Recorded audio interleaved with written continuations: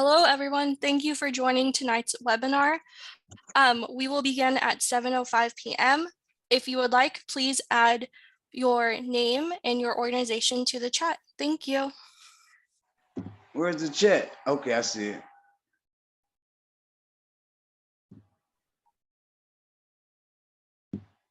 Not you, Ron. Oh, okay. That's the guest. Oh, okay. You're not a guest. Oh, okay. What am Well, I? You are a guest speaker, but you know. What am I? You're a guest speaker. Oh, I thought I was just gonna be here. No. No, you're the headliner for tonight. Oh my God.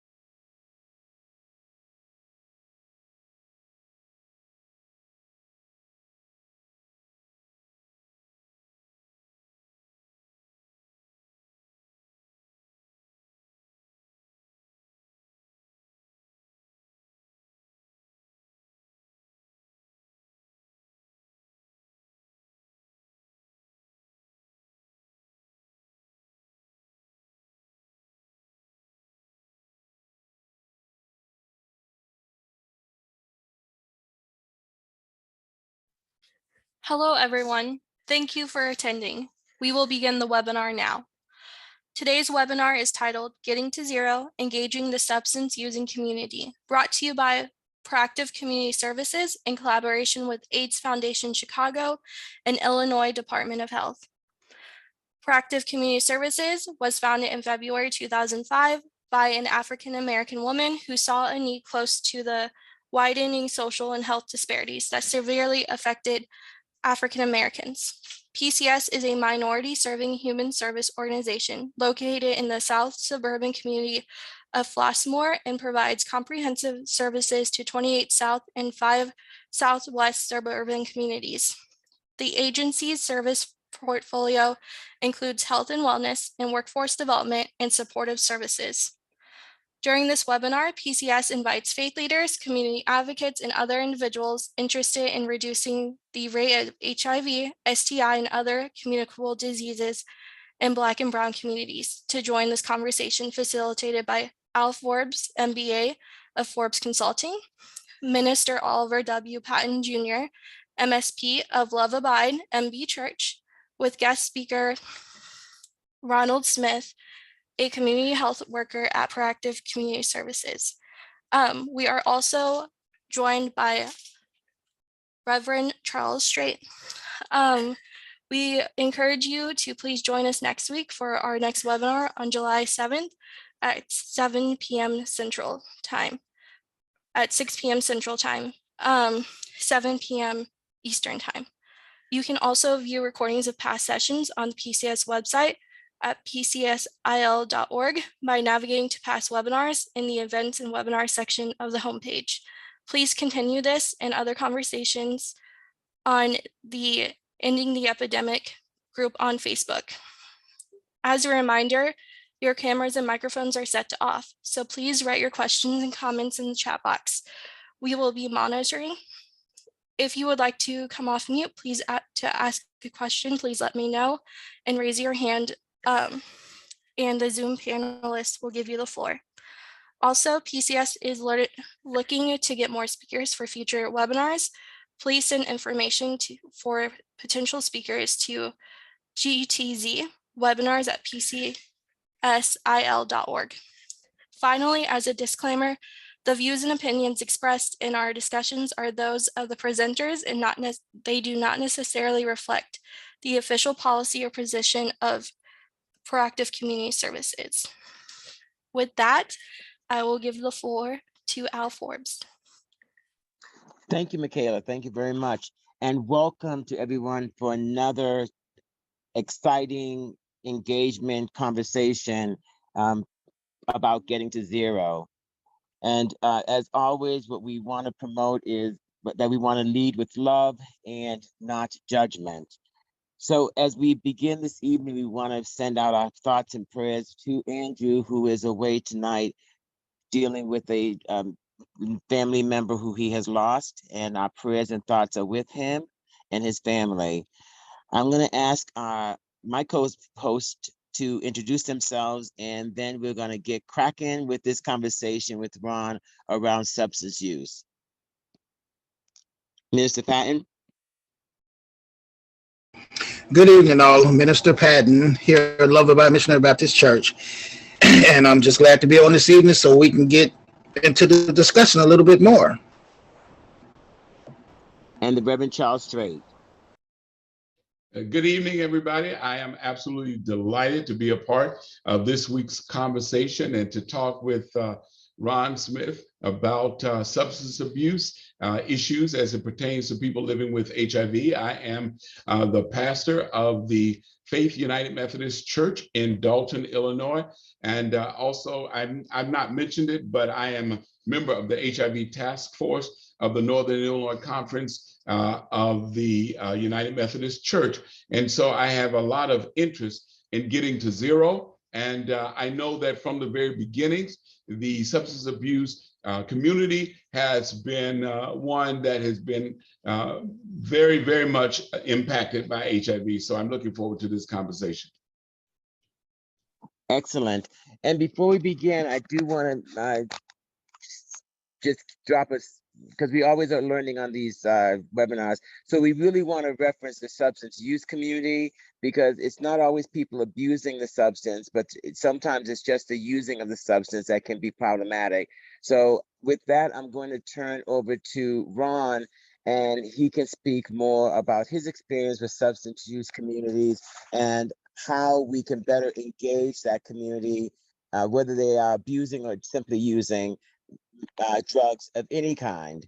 Ron, can you take the floor? Thank you, Al. Thank you, Michaela, and thank PCS, and thank everybody for allowing me to be here. But substance abuse as it pertains to getting to zero and HIV, I think when we approach the substance abuse community, I believe that we have to be, for one, we have to be non-judgmental when we approach and when we come into their circle. We have to be non-judgmental, and we have to display some type of empathy and educate. And when I go into the communities and when I engage substance abuse users, those are the three things that I exhibit. Try to educate, because they still got this 1980 mentality. Not all of them, but some still, they're not educated, and they still got this mentality that, you know, HIV is a homosexual disease, or I can't get HIV, or some nonsense like that. And when I show empathy, I am, you know, pretty much walking in their shoes. I understand. And that's the way I come to them. And I understand what you're going through. I understand where you've been. I understand what you're going through. I understand what you're trying to do. And a lot of them, in some cases, don't have anything. They're homeless, no money, no employment, no health care, no nothing. And you know, and all they want is someone to listen to them and just be there for them. And that's what I try to do. You know, but I let them know that I'm not a banker, and I'm not the person to, you know, to help you out of your situation. You know, I can help you out of your situation, but you got to be willing to take some suggestions that I'm going to give you. So, and not being non-judgmental, I just don't judge you, because once again, I understand. I understand how you probably got to where you at. And I understand that you don't know how to get out of the situation that you're in. And with the substance abuse community, it's funny because they don't just gravitate to anybody, you know. And it's funny.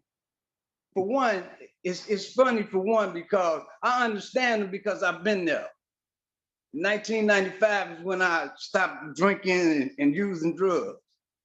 And I've been sober ever since. And I think when they see me, they see themselves. And that's a way for them to gravitate to me, and, you know, and just open up to me. And, you know, and what I got for you, I got some condoms, I got some literature, and I got an HIV test. When was the last time you've been tested? Some of them have never been tested before, because they don't, you know, they just don't trust the medical field, or they don't trust whoever it is that's testing them, or for whatever reason. So that's what I have for them. And trying to get to zero with the substance abuse community, I believe that the church has to be more available to them, and people have to be a little bit less non-judgmental toward them. And the people, you know, because when we see a drug addict, the first thing we think is, oh, they want something. Every day when I walk out of my door, I see addiction everywhere. And when we talk about substance use, we're talking about, like Al just mentioned, we're not talking about people that just abuse drugs. We're talking about people that use it sparingly, or as they say,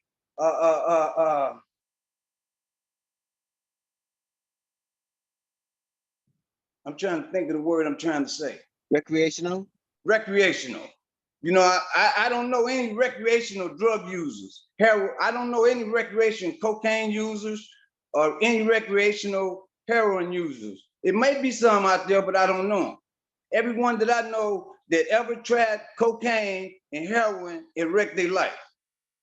So in order for us to get to zero with this community, we have to understand. And like I was saying, every day I walk out of my door, I see these people. And I treat them with some dignity. I stop, talk to them, holler, speak to them, and hold a little conversation with them because I got to go. I don't have time because I know what they want. They want a few dollars. They want a cigarette. They want something. And if I can be there just a little bit for them and show them that there's some hope, then maybe somebody will take that next step. But for us to get to zero with this community, a lot of people have to be open. Like I say, the church, the relatives, the agencies that's in the community, everybody got to be open to them because they don't have anything.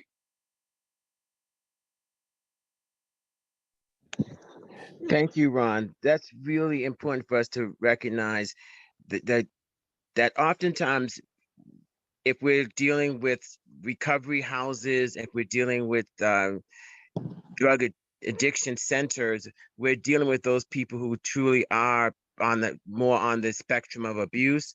But we also have out there people who are using on a regular basis.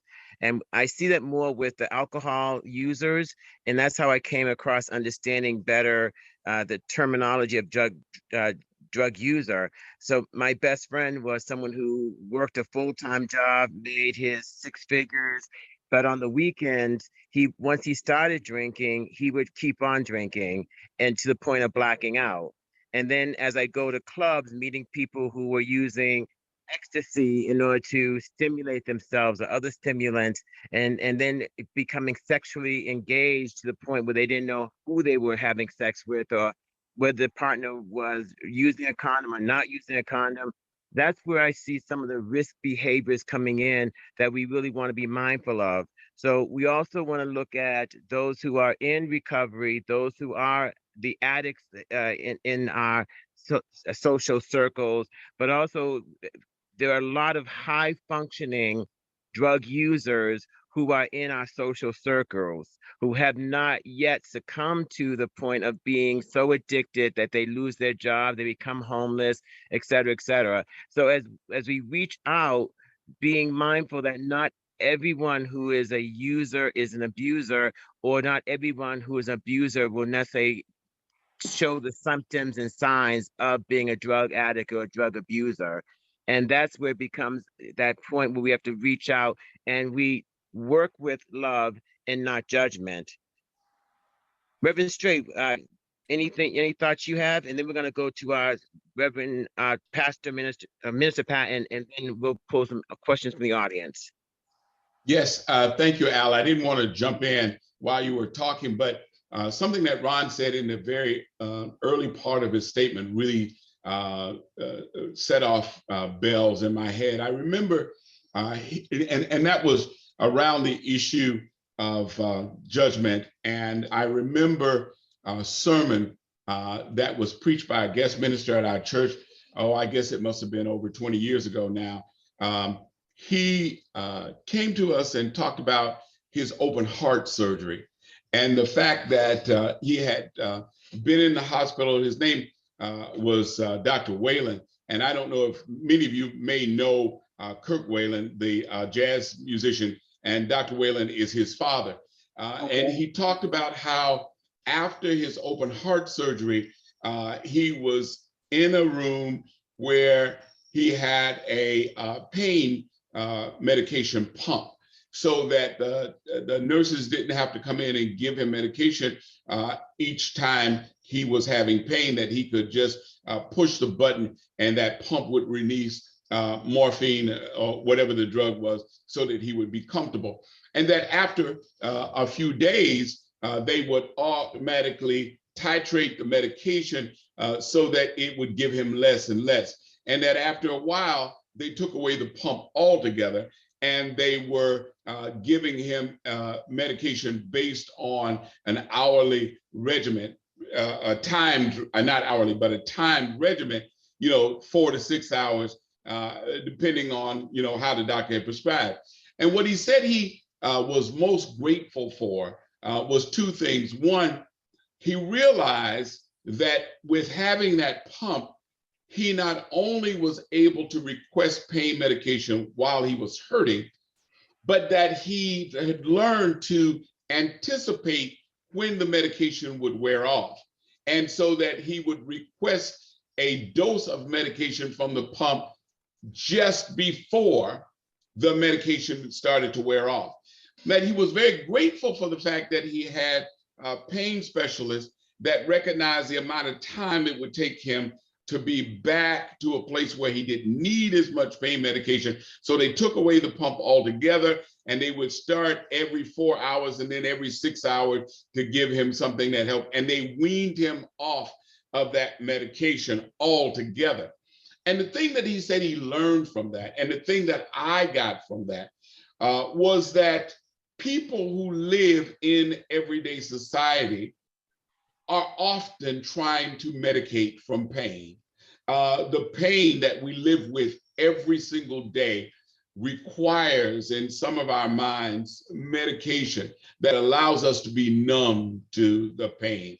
And many people in our society who turn to both legal and illegal substances, many times are looking for ways to medicate themselves from the pains that they face every single day. And that started me thinking about the way that I look at substance use. And people in our community, especially, and in our community, in the Black community, we are inundated with the issues of substance use. And I also heard just recently, this year, in fact, a psychologist rather, talking about why communities of color have so much more substance abuse. One was because of the availability of substances in our community, but two, because of the kinds of pain that we live with every day. All kinds of things like the absence of jobs and the prevalence of racism in our community, all the kinds of things that we face in our community that the larger dominant society does not deal with on a day-to-day basis, cause us the kind of pain that would cause us the need to medicate from. And so we see this higher rate of substance use within our community. And that should cause us, particularly as people of faith, it should cause us to see those persons not as people who are just looking for a way to be high, looking for a way to have fun, and some of it is, but some of it, most of it is really this idea that we need anything that we can use to help us deal with the everyday issues of life. The church for a long time had been a great way for people to deal with their everyday issues of life. And I subscribe to the notion that the church still is a place to help us. God is a way to help us deal with the everyday issues of life. But for other people, for many people, that is not their option. And so when we look at persons who are using substance, I think the first thing we ought to do is see a person in pain or see a person who is looking for a way to cope with life. And that is not to judge them, but to reach out and to support them, to help them, to try and introduce a new way. I, as a person of faith, as a lifelong Christian, I think that God is the best way to deal with issues of every kind in our community. And I've been faced with many, many different kinds of issues. And I think that it is a way for us as the church to introduce God to people who are looking for a better way, and to find substance use as an opportunity to evangelize, to witness, and not an opportunity to judge and put people down. And I know I've been talking for a long time, so I'll stop there. And that's why. Minister Bowers?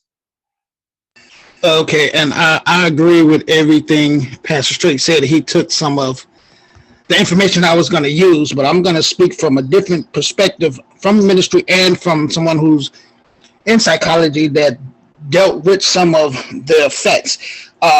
Ron is right on. Aspect is not coming preaching to them and judging to them.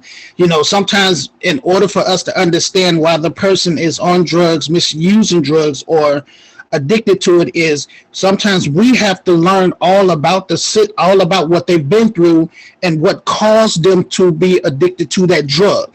And once we understand that portion, it's better for us to help them instead of just judging and turning them away. Because I believe some churches, this is just my opinion, some churches turn a lot of them away, like Ron said, because when they see them and they're asking them, they'll say, oh, they look for a handout, they're looking for money to get drugs, they're looking for this and that. But why not turn that into a session where you can sit down and talk to them and do a lot? You can learn a lot by observing somebody and just a natural conversation with them. Because sometimes what I've learned through psychology and dealing with some addicts is, if you let them talk, they're going to tell the whole story.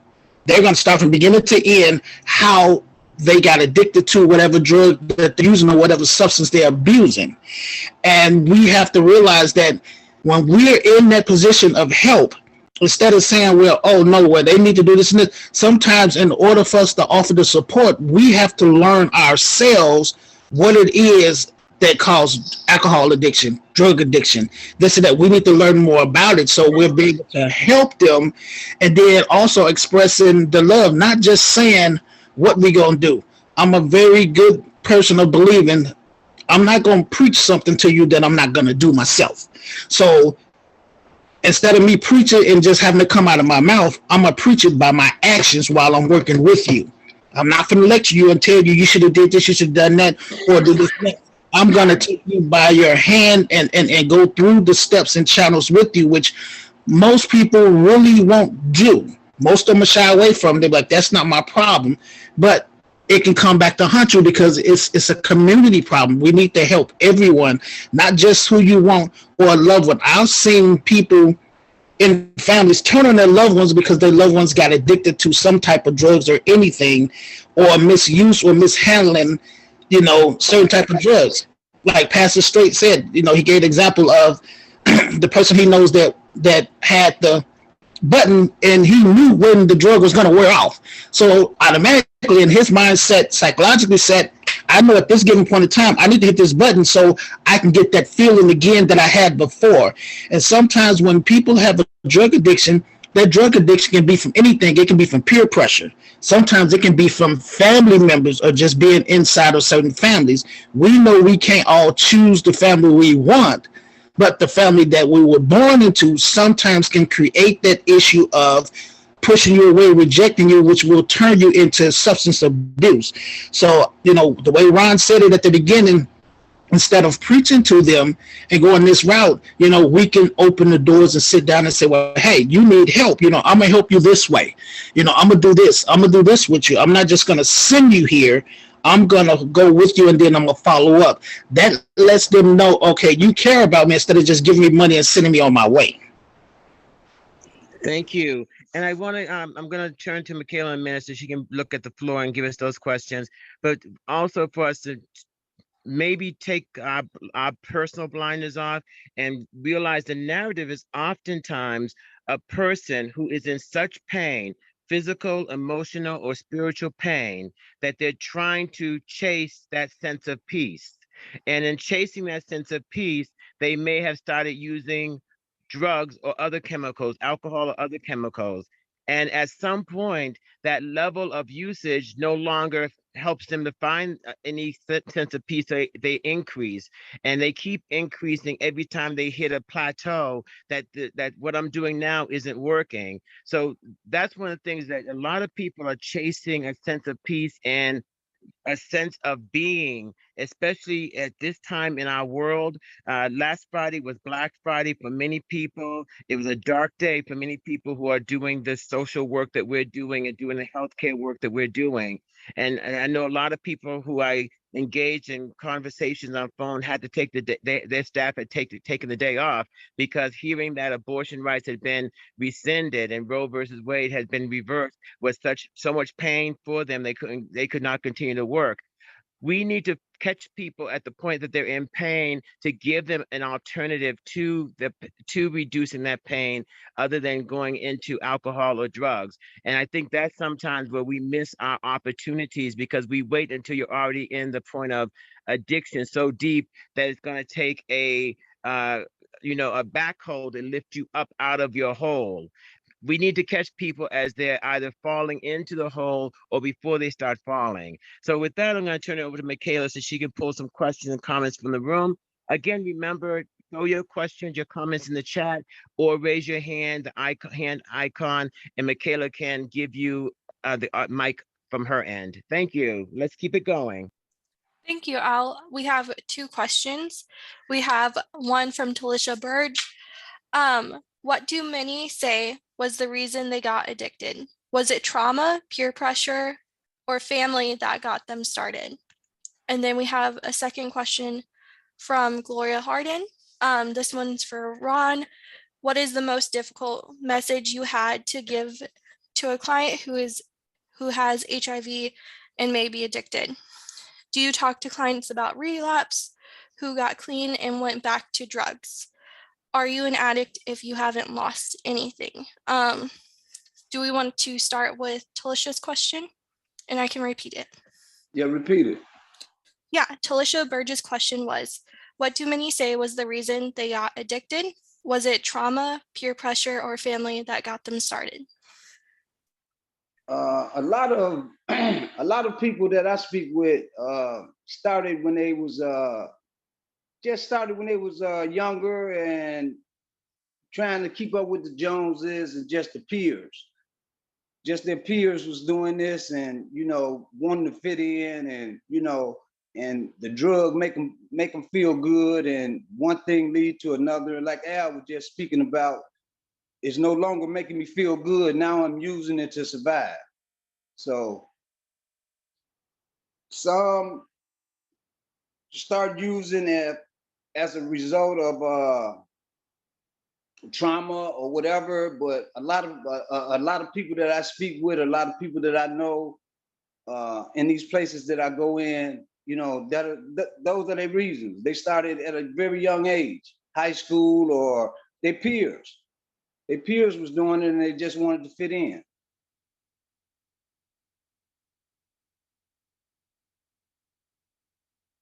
Yeah, Thank and you. also we found out when we spoke with last week with Vance, there are a lot of people in the LGBT community, especially young gay men, that I work more with that population who started because they had been abused, raped, molested, or thrown out of their homes.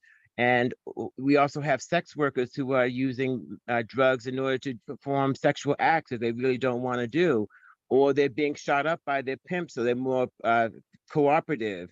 So once you get into that scenario, and I would say it doesn't matter as much about how you got in, but then our question is, how are we going to help you to find your way back home? And what are we giving you as an incentive to want to find your way back home? One thing I learned was in Al-Anon was that you can't get someone to stop using for them just to come back and see how messed up their lives are. It's like you take away that sense of my peace because I don't have to deal with the mess I've created or that's been created for me.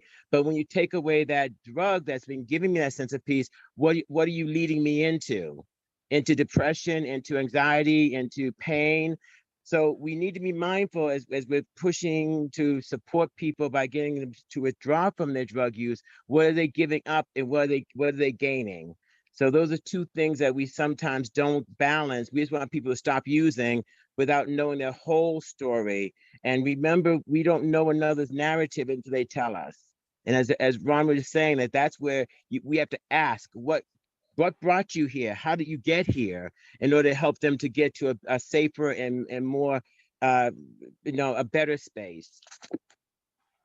Al, if you don't mind, I'd like to jump in and also say, when we talk about the origins of substance abuse, according to the National Institutes on Drug Use, about 50% of folk who are using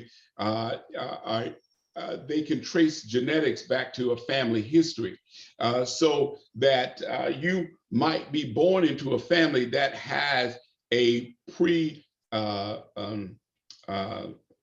what's the word I'm using? Predisposition, yeah. Disposition, that's the word, thank you, for substance abuse. And I believe that to be absolutely true, because I have some anecdotal information from my very own family. I am the oldest of 8 children in my family. And with the exception of one sister and myself, all of my other siblings were addicted to drugs or alcohol. And alcohol is a drug, so I don't have to distinguish the two, and I'm sorry about that. But family disposition could also lead to, that's part of the reason that I never, wanted to try drugs or alcohol, because I saw the effects of alcohol and drugs in my family. And this goes back generations. My grandmother was an alcoholic. My great-grandmother used alcohol to abuse. So that I know that family issues also do play into this role of substance abuse within our community. Exactly. And I'll throw in that fact that that's what's happened to our Native American population in this country. They were given by the Army loads and loads of alcohol, to the point where now we see a Native American community that is entrenched in alcoholism, and it is a genetic and intergenerational issue. And so sometimes we look at people, we're judging them on their behavior, which is tied into genetics and family disposition. So we want to always be mindful that we're not judging, but we're leading with love in terms of how can I help? How can I assist? How can I support? And then also, speaking to that, when people want to, because people try to figure out, hey, Ron, where did HIV come from? And all of this here. Let's not worry about where it came from. Let's learn how not to spread it. Let's learn how not to contract it. You know what I mean? And that's what I kind of like tell the people that when I'm talking in a group setting or something like that, let's not worry about how you got addicted. Okay, all we know is you addicted. Okay, there's help for people that's addicted. There's a light at the end of the tunnel. So let's not worry about that. Let's worry about how can I make the first step towards sobriety,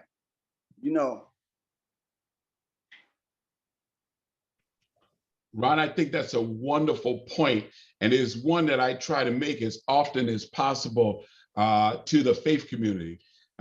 We could get tied up in all kinds of questions and problems of the origins, the source.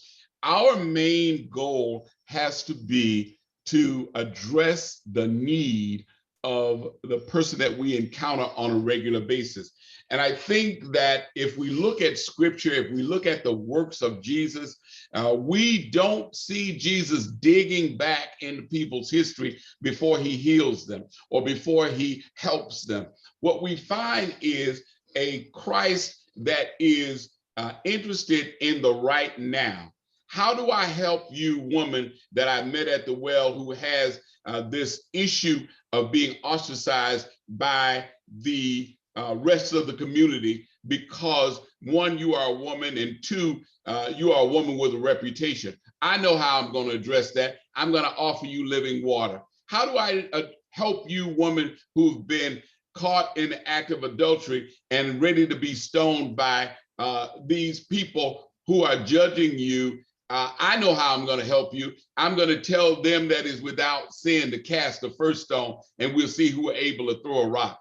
How do I help you, woman with the issue of blood? Am I going to go back and ask you what did your doctors who you've spent all your money on, what they did for you? No, I'm going to let the virtue flow from me so that just by touching the hem of my garment, you will be healed. So our responsibility to the folk that we encounter on a regular basis is simply to address them where their point of need is. I will just share this little story with you, and I'll stop talking, I promise. We started an HIV ministry at the Fellowship Baptist Church where I grew up in 84. I think it was 84, it may have been 85. But we started an HIV ministry there, the first Black church in the city to start an HIV ministry. And what Reverend Evans said, Reverend Clay Evans, who was a pastor of Fellowship, when we started to do this work and help people who were infected with HIV, and then to educate the folk in our congregation about what HIV was and what it did, when I said to him, we have to address very difficult issues. We have to talk about condom use. We have to talk about drug use. We have to talk about sex in order to do the work that is necessary to prevent people from getting HIV. At that time, it was AIDS, and to keep them safe. And what he said to me was, I understand that we have to address these very difficult issues, but we cannot help people who are dead. And so if our job is to save people's lives, if our job is to introduce them to a Jesus that we believe can make a difference in their life, we have to do it while they are alive. And so therefore, what we have to do is address the immediate need. And that's what we did. For some 12 to 15 years, we addressed the immediate need. And many people in our church died of AIDS, but they died with dignity. They died with love. They died supported by their congregation and by their pastor. And those families were also served in such a way that allowed them to feel the presence and love of God. So I just want to reiterate the fact that when we are addressing the issue of substance use, our main focus has got to be, what is the immediate need? What is the immediate issue? How can I address your life in this present moment that allows you to find a better way? And not digging around to try and figure out, well, how did we get here? And what can I say that will, in essence, make you feel worse because we're talking about a part of your life history. And I just wanted to make sure I jump in and said that. I know that there are other questions, Ron, that you have to. Thank you, Real. Thank you, everyone, for your insight. Our next question is from Gloria Harden. Ron, what is the most difficult message you had to give a client who was living with HIV and addiction? Do you have to talk to clients about relapse, who got clean and who went back to drugs? And then are you an addict if you haven't lost anything? To answer the last part, no, you're not. If you haven't lost anything, I don't guess you're an addict. You're not an addict, or you could be like the recreational user that Al was speaking about. But the most difficult conversation I had to have, I knew this guy when I first started going to Elite. Elite is a for anyone that don't know, Elite is a treatment facility that I started going in and doing HIV testing and Hep C testing and STI testing. And when I first started going in there, I would go in there and do like maybe a 15-minute spiel about HIV, contracting HIV and HIV prevention and Hep C prevention and all of this, right? And just talking and I never disclose my past. I never disclosed my past. So one day after I got through speaking, this young man came up to me, not a young man, he he was about my age, in my age range. And he came up to me and he asked me, was I in the program? And I asked him, what difference do that make? And he said, because I'm in the program and, you know, I'm doing this and I'm doing that. So we started talking, and then he disclosed to me that he had HIV. And he had only been clean, maybe he was drinking methadone, but he wasn't using drugs. So he had been clean maybe about 18 months or so. And so we started talking. I started talking to him the importance of staying clean so that he could stay connected to his medication, and how important his medication was to keeping him healthy. And so we became kind of like, you know, talking friends. I ain't gonna say close friends, but we became, every time we saw each other, we kind of talked for a minute. And so I noticed a couple of times that I came down there, he wasn't there. And so I asked one guy, well, what Clarence at? And he said, Clarence relapsed. Right? And so, okay. So couple of weeks might have passed, and I came back down there, and the guy told me that Clarence had passed. You know what I mean? I don't know if he had cancer or what, or the drug killed him or what, but he had, you know, he passed. And and then automatically I assumed that it was the drug that got him and took him off his regimen or his medication for the HIV. And but that was the most difficult conversation that I had to have with a person that had HIV, and they were struggling trying to stay sober. And what was the other question, Malika? The other question was, how do you talk to clients about relapse, who got clean, and who went back to drugs? I just let them know that it's not the end. You just start over. You got to start over. Whatever you learned the last 2 years, just forget that. Just start over. You got to start over, man. You got to start at step one. It's 12 steps. It's 12 steps in the program, the Alcoholics Anonymous. So you got to start at step one. Step 1 to step 12. And just take your time. And you can do it. Just, you know, I encourage them to make meetings. I encourage them to stay away from people, places, and things. And I just encourage them that you can do it. I just, you know, just keep encouraging them that they can do it. Because addiction is real, and it's a cycle. And it's a lot of things that we have to change in order for us to become successful at staying sober. You got to change a lot of things. And that's not easy. After practicing something for 20 years, and you want to automatically, you think you're going to change it overnight. It's not that simple. So, and a lot of people come around and they see certain people and they want to get to where they is right now. No, your steps that you take to get to that point. You have to crawl before you walk. So those are pretty much the messages. Those are pretty much the messages that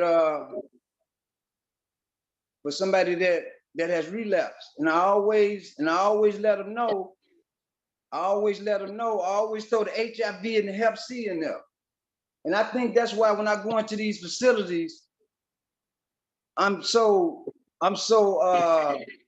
accepted, or they so accepted, you know, acceptable of me, because I don't know, I guess they look at me and see that I'm like them.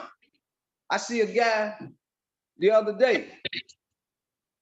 I was doing some outreach, and the guy come up to me and he said, man, you look real nice, man. I used to look like that, man.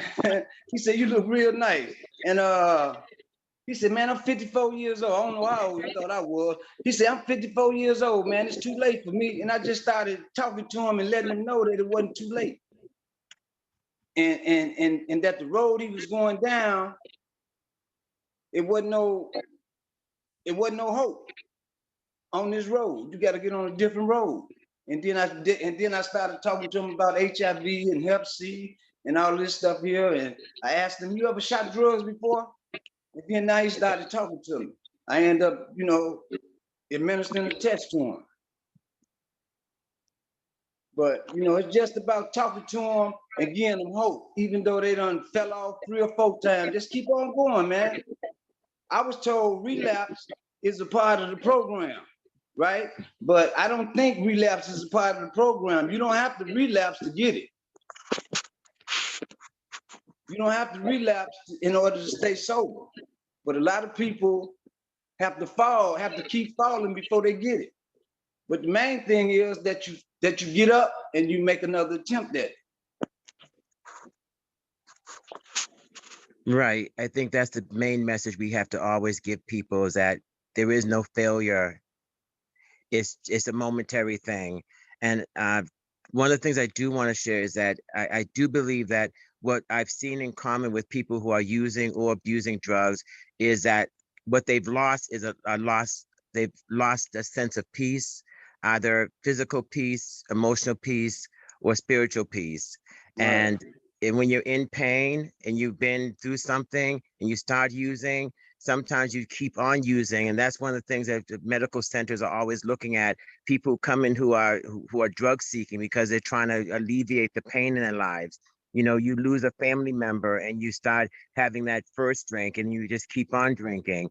But I've always seen that there's some sense of loss that has moved you from that sense of peace, that's knocked you off your stump, as my friend Eula says, into a sense of you've fallen and you use the drug to help you get back up.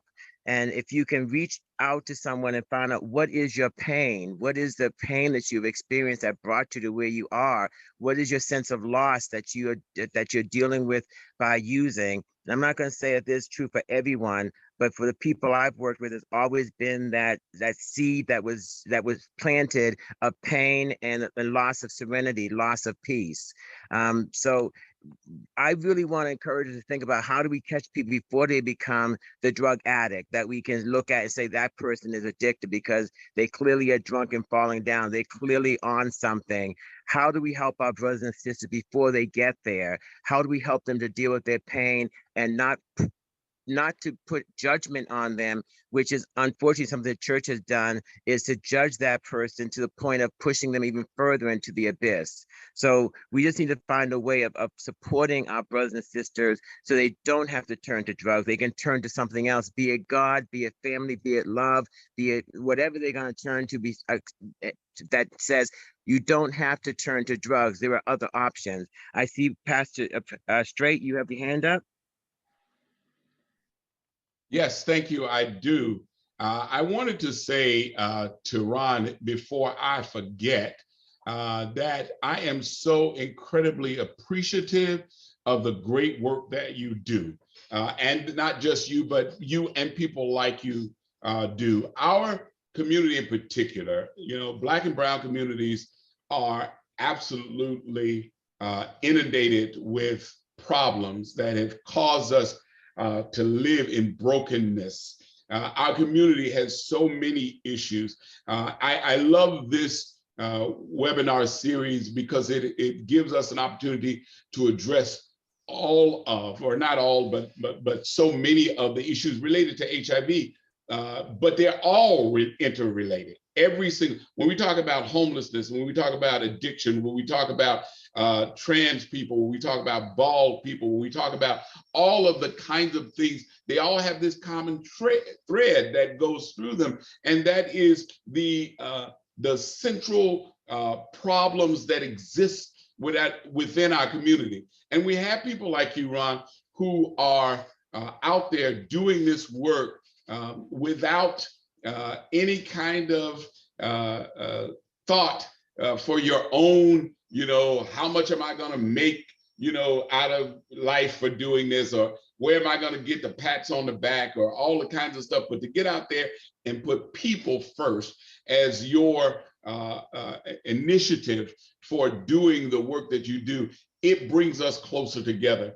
And I think that the only way we're going to get to zero, the only way that we're going to bring healing to our community is if we work together. If we have people like you and people like Minister Patton and people like Eula and people like I hope myself and so many others working together on these issues to say, now this is my issue. Substance abuse is my issue. LGBT people are my issue. Homelessness, people that are homeless are my issue. But when we work together, we can address all these issues and help heal and bring together our community, which will help us get to zero, which will bring respect to those who are lacking respect in our communities, and bring our children back home who are out on the streets because, you know, homophobic parents have kicked them out for being LGBT. So I want to ask you, Ron, what kind of ways do you think we can engage in resources for persons that we might come across in our communities, in our churches, that are using substances, that are addicted to drugs?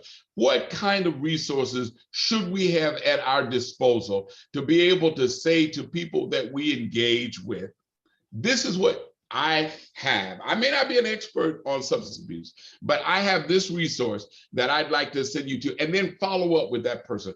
What do you recommend for those of us who are trying to do a little bit of all of it to say to people that we might encounter who have these issues?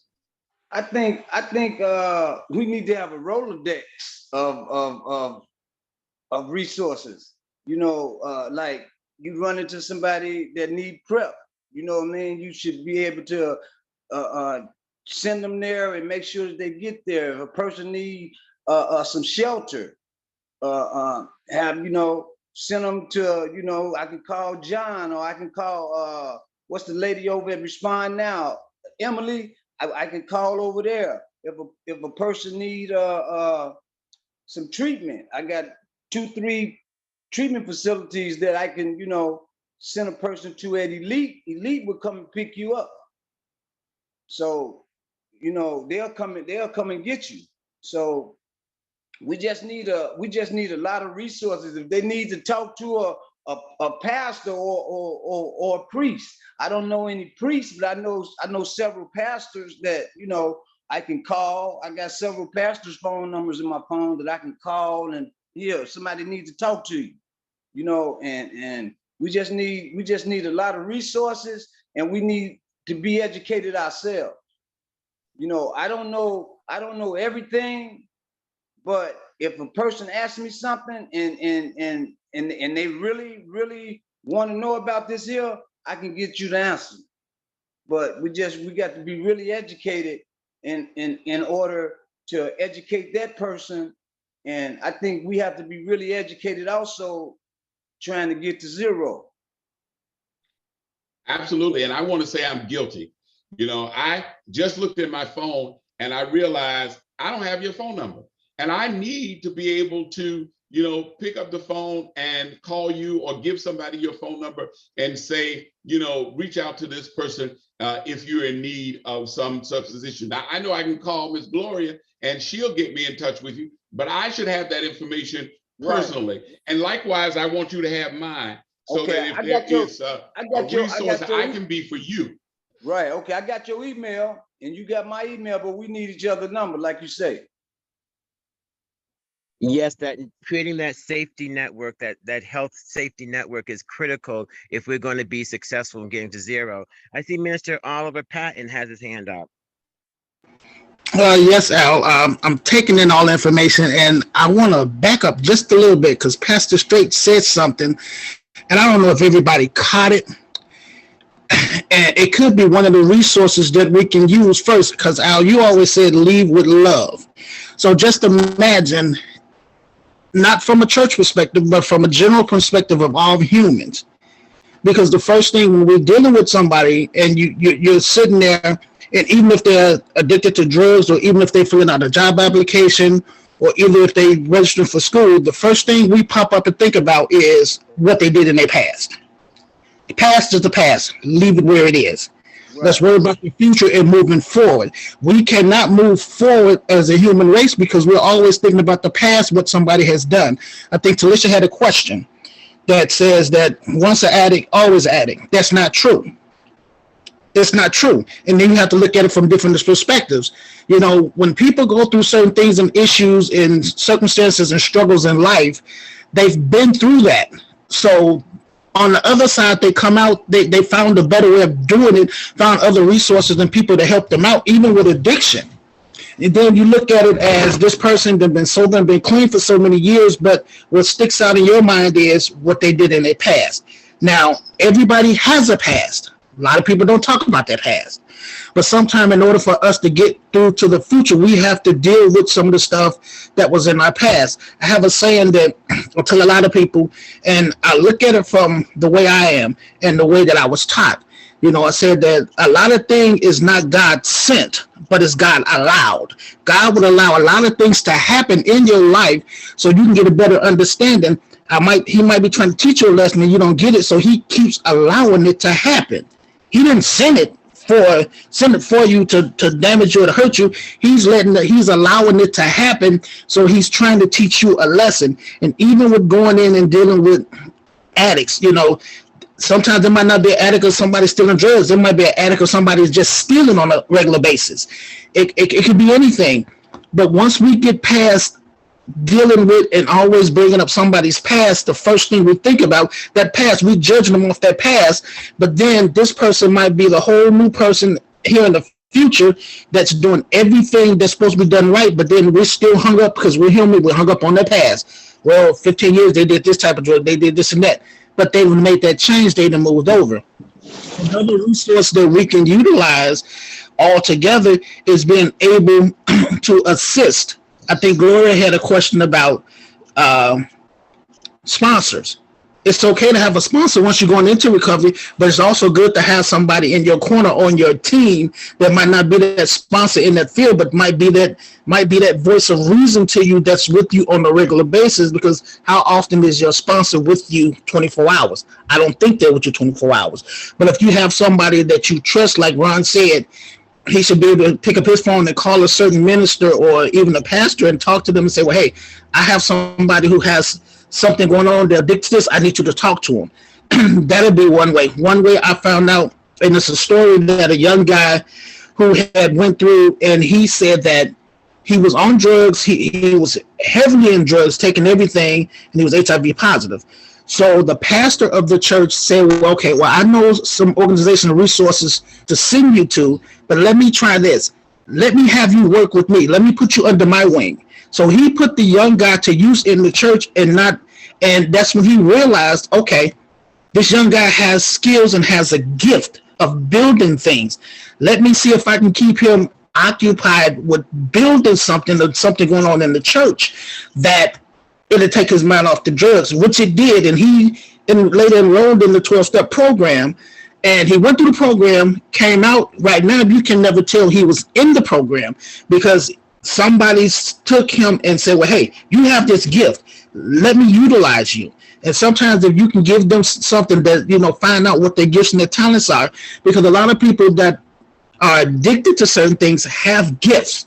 And sometimes they know, sometimes within them, they know some of the solutions, how to get out of the situation that they're in, but they don't have nobody to be with them to try to help them pull that out, instead of everybody rejecting them and telling them, go here, go there, go here, do this, and not be with them and say, well, hey, I understand you have a sponsor here, but I'm going to sponsor you too on this side. So I believe that if we can gather ourselves as humans and not so much bring up the past and just worry about the future and things that's going forward, you know, that'll make a better whole for all of us. And Pastor Straight talked about it, you know, what Jesus did. Jesus never dwelt on anything that was done on anybody's past. It was always, what can I do now to meet your immediate need and move forward? And then can I Thank add you, something? Mr. Carter. Eula had her hand raised. Can I add something? Oh, go ahead, Ron, then Eula. Okay, yeah, and also I just want to add, and then we have to have the ability. I don't want to say be afraid, but we have to, like Talisha always talk about. We go into the trenches, and we go into the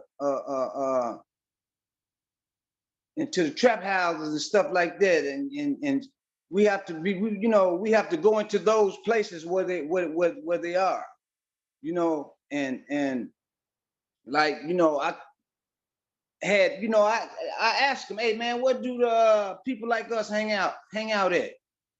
And they'll tell me they down there on Sibley Boulevard and Ellis, whatever, and we have to sometimes go to them where people won't go, and I remember a long time ago, a few years ago, I used to go into the county jail and just give people hope, let them know, man, you don't have to do this anymore, you don't have to come back here, and when you go into the trenches, you don't have to be here, but also I'm talking about being healthy. My main message is being healthy as far as HIV and Hep C. That's my main message, because that's where they are. They in the trenches, and that's where we got to go. And if we trying to get to zero, those are the places that I believe that we have to be. We have to be where they at. That's so true, Ron. We need to go under the bridges, in the crack houses, in the houses of prostitution, into the places that are not the best places to go, but are the places where our people are who are hurting and need our assistance. And we can't wait for them to come to us. So Muhammad won't go to the mountain will come to Muhammad. And we need to be that mountain that can be so moved that we can take action and be there for our people, Black and brown people in the southern south suburbs. Miss Eula? And then after Eula, I would love to touch on a question that Talisha Birch has in the chat.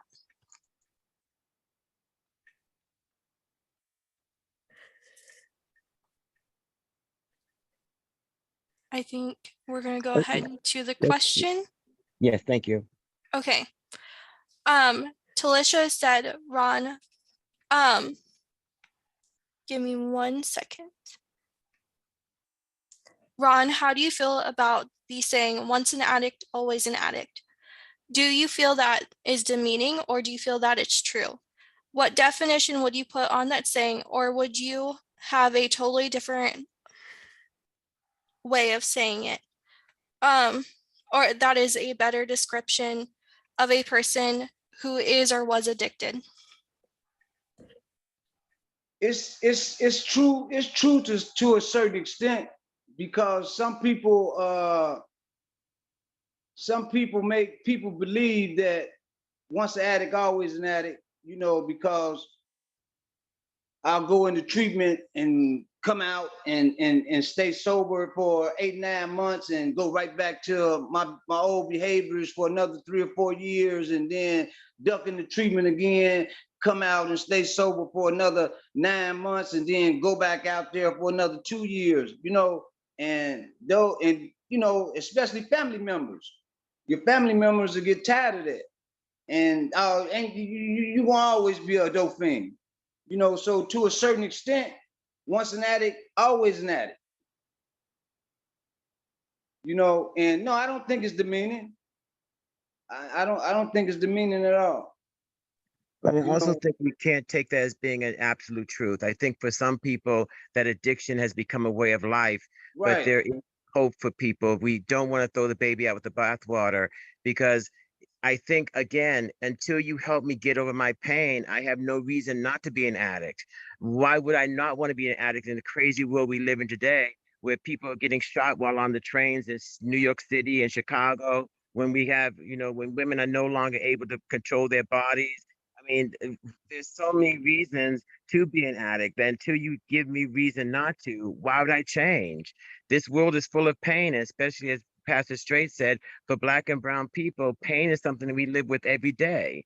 And I'm just trying to get over today, just living with this pain and living with the hurt that's created in my life, in my mind, my body, and my spirit. So why would I not want to be an addict? But I think there is hope. There is another resolution, but we need to be the bearers of that message of hope, that message of love, and not the message of judgment and assumption that, well, because you're not addicted today, there's no need in us stopping here and trying to work with you.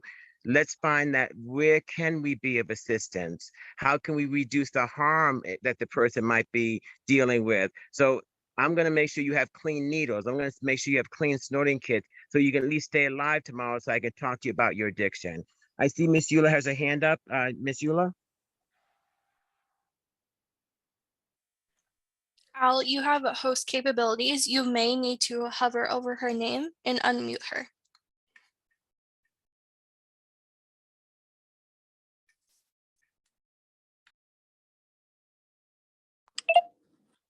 Am I unmuted? Yes, we can hear you now, Eula. Okay. So substance abuse to me is a family issue. I think there is not a individual who haven't been touched by substance abuse. I think we all have. And we have to educate individuals who don't use because they can become enablers. And our thought process can always be off about that. We can have a thought process when a family member uses drugs. What's so hard? Just stop. And because I have taken the time to educate myself and I do work in the trenches, I've learned that it's not just that simple. It is a challenge that a lot of substance abusers will tell you it's a challenge for life. I just read about an individual who had been clean for 25 years and was back struggling with use. You would think after 25 years, that person would not have went back, but they did. But what they did do was they got intercepted early and went to treatment. So I think the education needs to be for all individuals to understand. And then sometimes they say substance abuse has changed the dynamics of how the brain operates. And in order to be functional, you need the substance abuse. So that adds another layer of challenges for individuals using.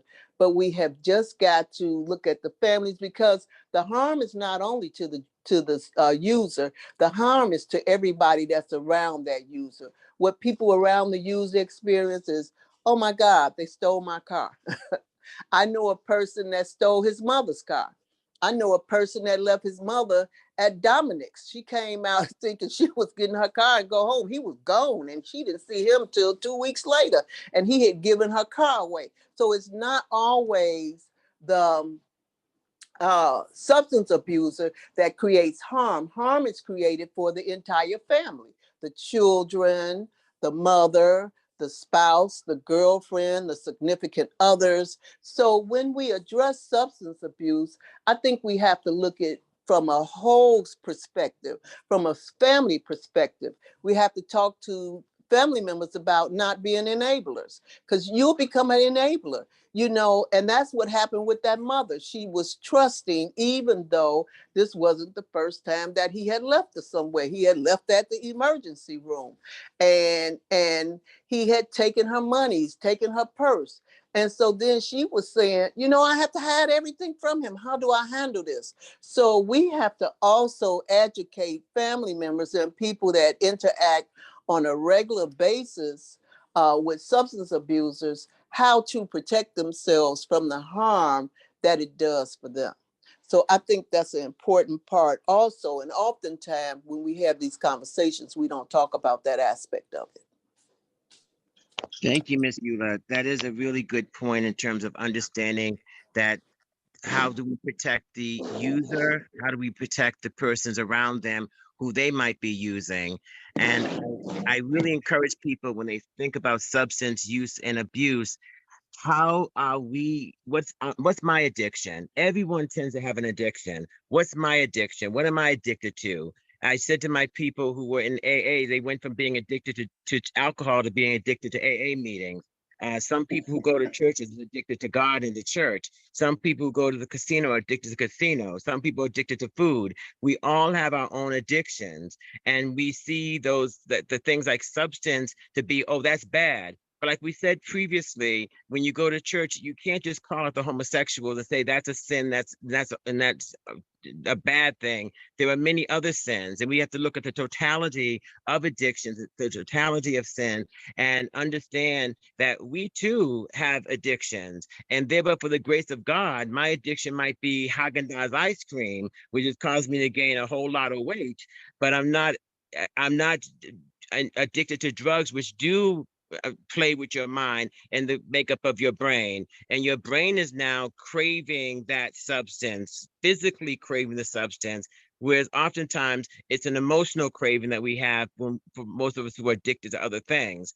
So really understanding that, and then understanding the person may not be in a place where they can help themselves. So I can't keep putting the car in front of them, expecting them to do something different, because that's all they know.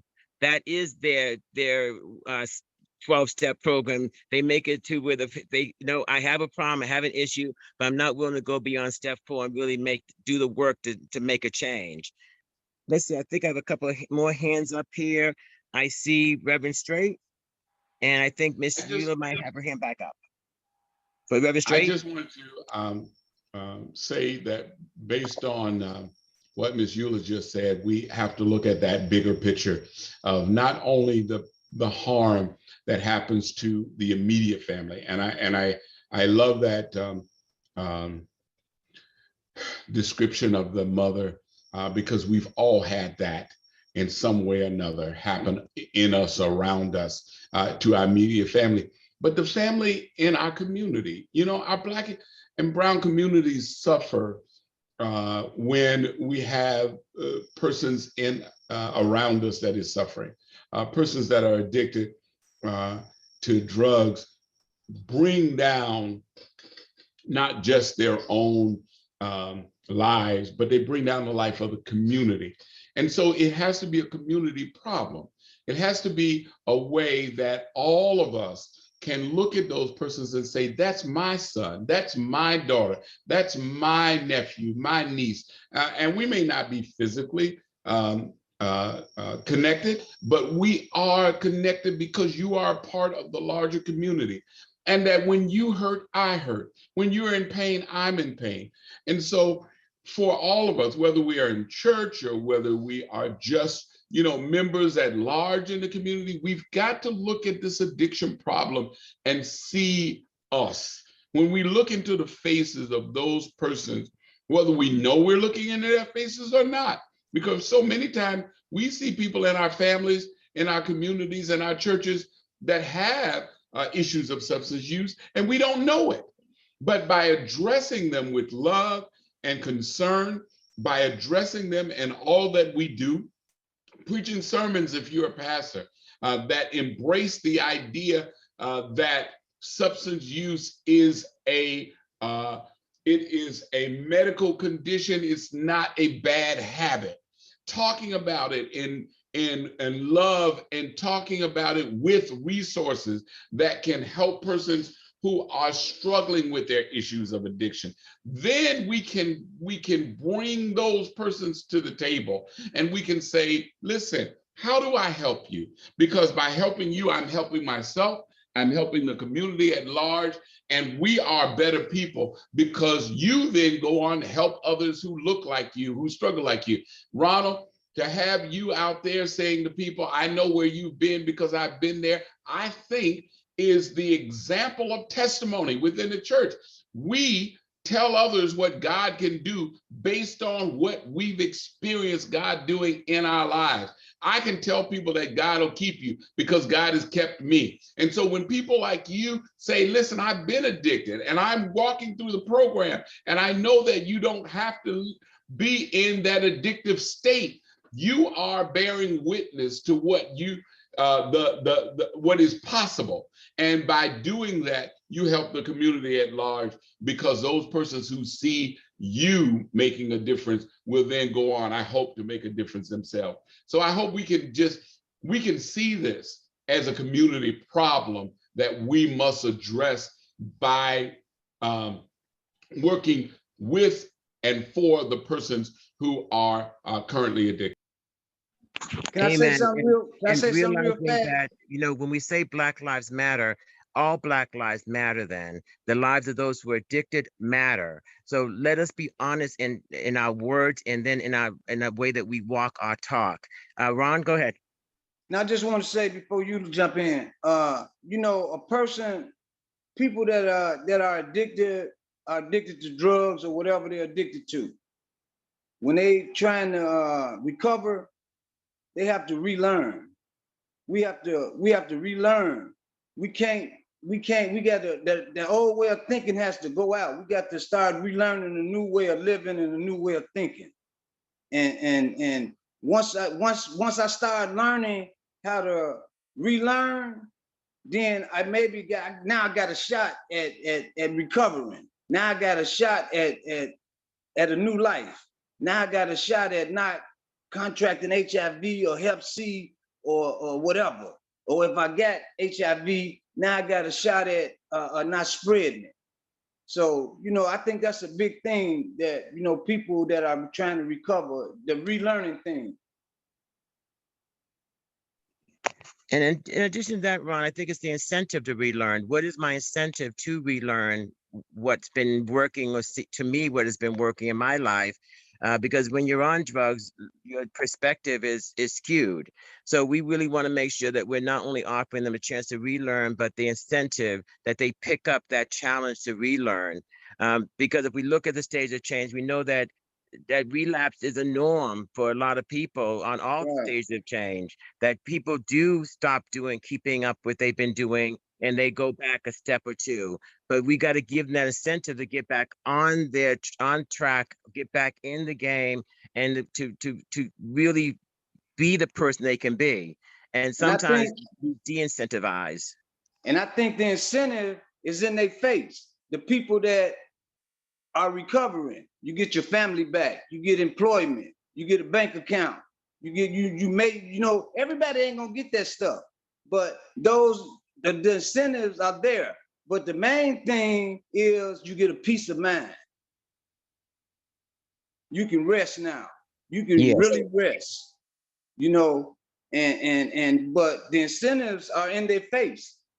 The people the people that they encounter at these support groups, or the people that they encounter who are staying sober like them. Those are the incentives. Here's a guy that got his family back. Here's a guy, his mother started back trusting him, let him back into the house. Here's a guy that got his daughter or his son back in his life. You know what I'm saying? So I believe those are the incentives, but the person just got to be willing.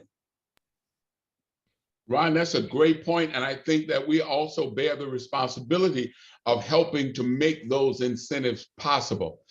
If you are, without a job and you are addicted to a substance, and then I come along and say, not only do I want to help you get clean, but I also want to advocate for persons hiring you. And I want to be able to, advocate with your family for seeing you as a new person.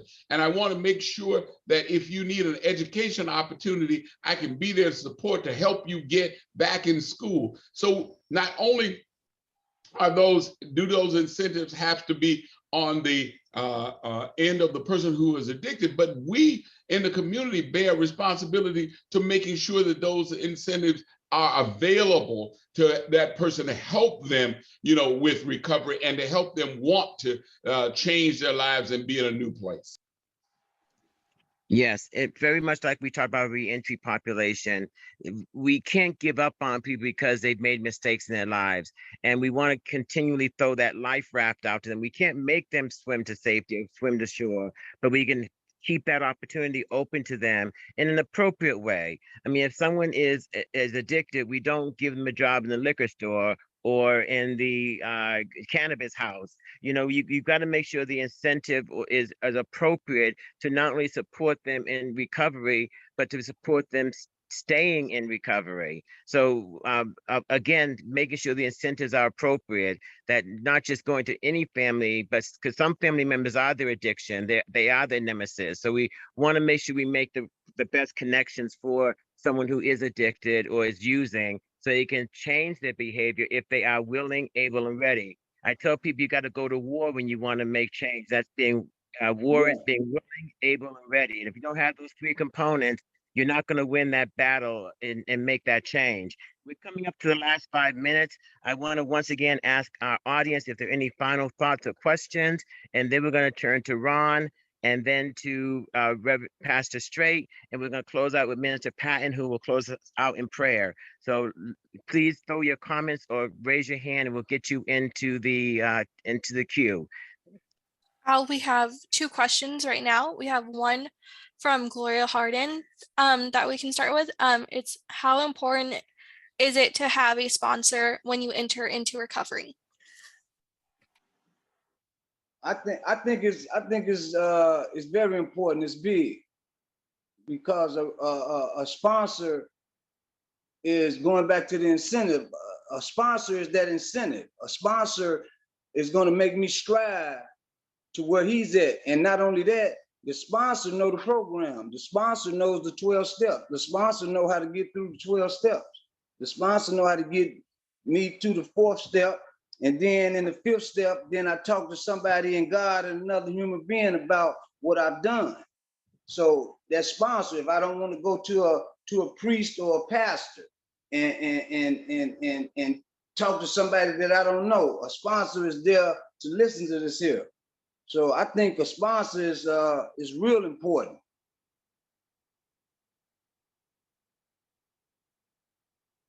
Was there another question, Michaela? Yes. This question is for Ron from Talisha Burge. Ron, what do you think can be done to prevent people from using, since most start at a young age? Do you think it's true prevention strategy that can reach the masses of young people to significantly reduce addiction? Yeah, I think they got to get the prevention, the youth prevention back into the schools. When I started out, when I got sober, that's why I started in prevention. And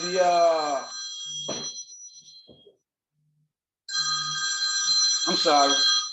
I started in youth prevention in the public schools, and just giving them life skills and talking about the effects of drugs, alcohol, marijuana, and stuff like that. And then they legalized marijuana, and that tossed that right out the window. But I think to catch our youth, I think it needs to be put back into the elementary schools and into the high schools, and the public schools can't be afraid to let somebody come in there and actually talk about fentanyl and talk about heroin and talk about this stuff, the effects that it really have on them.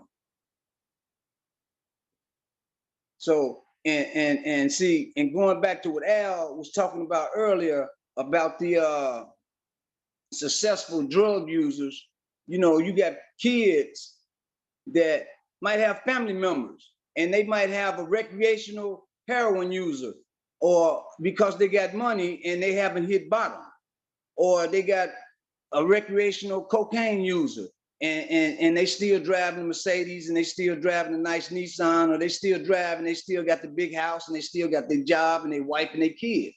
And ain't nothing wrong with my uncle. So ain't nothing wrong with cocaine. Ain't nothing wrong with using fentanyl. My uncle driving whatever, or my uncle got whatever. My uncle wear these type of clothes and he used fentanyl every day. So, that was the battle that I faced when I used to go in there, and we used to talk about the cough syrup used to come up a lot, the lean, right? And Lil Wayne was the person that drunk lean. And at that time, Lil Wayne was the hot rapper. And all the kids would say, Lil Wayne drank lean. So How can you beat that when somebody is drinking and using drugs and being successful? And you telling them that it's bad. So I believe that we have to start in the schools, and have to start in the schools, and we have to start at home, and have to start at church. I think the churches can't be afraid to talk about this stuff. The churches can't be afraid to talk about HIV and homosexuality and stuff like that. They have to, we have to educate them and plant this in their head that this, this is life, and this is what you might face. So I think we need to catch them, Talisha, at an early age and in schools. Let the youth prevention back into the schools. And if not back in the schools, do it in the community, do it in the church. Give the young people a different narrative, because like you said, Ron, the narrative is, I'll look at all these rock stars, all these popular Black performers who use drugs, and there's no shame in their game. Snoop Dogg, there's no shame in that game. So young people look at that as a role model. Give them other role models of people who haven't used drugs, who are equally successful. At least they're happy and peaceful in their lives. So we can put that narrative in our community-based organizations, in our churches, in our universities, in all places, the business places in our community. If we truly believe that Black Lives Matter, we need to take the battle into our own backyards and not expect others to always be carrying the banner. With that being said, I'm going to turn it over to Ron for final comments. I'm going to then go to Pastor Strait, and we'll wrap up with Minister Patton. I just want to thank everybody for the comments and the questions, and it's been a really good conversation. And I'm really looking for Illinois to get to zero. I'm really, and whatever I can do to assist in that, I'm here. I'm in the fight. I'm in the HIV fight. I'm in the Hep C fight. I'm in whatever it is to minimize what's going on in our communities, because in the Black and brown communities, it's bad. It's really bad. And I want to thank Al and Malika and Reverend Strait for allowing me to speak. I want to thank y'all. Ron, I want to say thank you. It's been a wonderful conversation, and any way that I personally can be of help. Particularly, I agree with you wholeheartedly that young people need to have education around substance abuse. So any way that we can be of service at Faith Church to help you, please let us know. And thank you again for your being here tonight. And Ron, I want to say thank you too for being here tonight, Ron. The information you gave, I'm going to take and utilize it, and not just hold it and sit on top of it, but I will use it and try to perfect what you have taught me to use as one of my skills when I'm out dealing and talking with people. But as we leave, can we all bow our heads in the word of prayer? Dear Heavenly Father, we come right now thanking you for what transpired this evening, Father. We thank you for all the panelists that was involved, Father, all the ones that viewed and had questions and asked, Father, that we all was able to understand and learn this evening, Father. But Father God, we ask that you watch over those that are in bereavement right now, Father, that due to a loss in their family. Lord, watch over Andrew, Father. Let his family know that you don't make no mistakes, but you always do what you have to do, Father. Strengthen them, encourage them, and let them know you're still sitting on your throne, Father. As we go forth and we progress in the rest of our evening and our days to come, Father, we ask that you bless each one of us, Father. For there are circumstances and situations that we're going through that nobody else understands, Father, but we know that you understands all, Father, because you created all.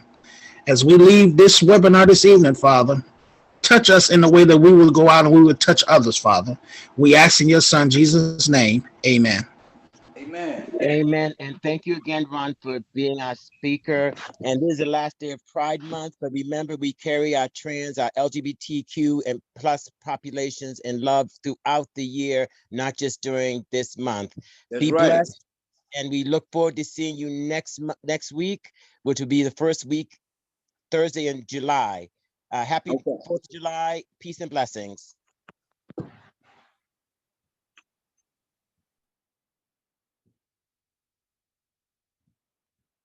Thanks, Michaela. Thank you. Great webinar, everyone.